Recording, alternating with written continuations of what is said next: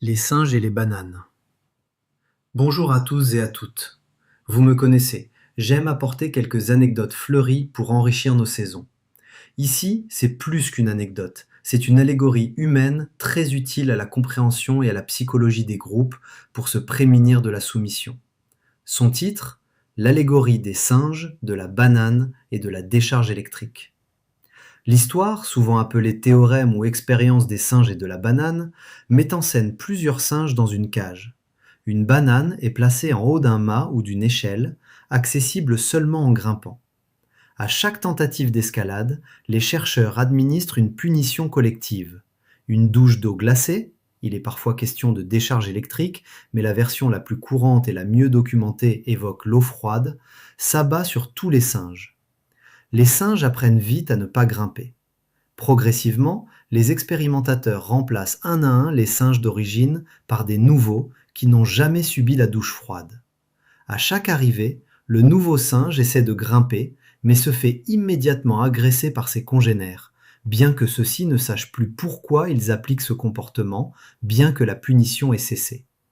Au bout du compte, il ne reste plus un seul singe ayant été témoin de la sanction initiale, mais la règle sociale, ne jamais grimper à l'échelle, perdure, sans que personne n'en connaisse l'origine.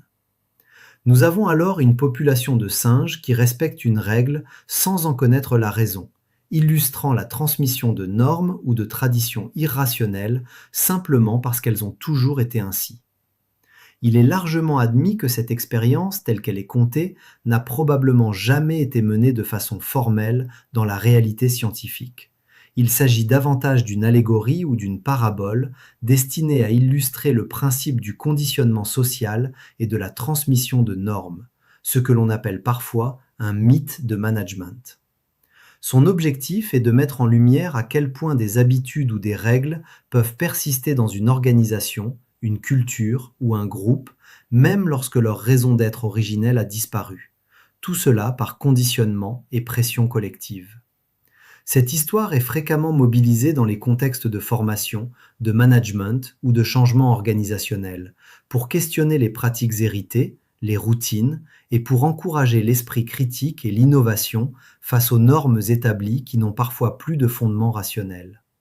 En résumé, l'allégorie des singes et de la banane illustre puissamment la notion de paradigme, une règle où l'habitude s'installe, perdure, se transmet et structure le comportement collectif, même lorsque la cause initiale n'existe plus. Ce récit invite à prendre du recul sur nos propres pratiques, à questionner le «on a toujours fait comme ça» et à oser changer de paradigme quand cela s'avère nécessaire. Voilà mes fidèles élèves, je vous invite à retenir cette notion de paradigme, la garder à l'esprit et oser prononcer le mot «pourquoi» lorsque une règle ou un comportement vous interpelle.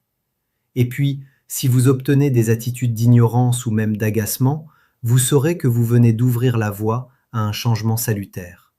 À bientôt.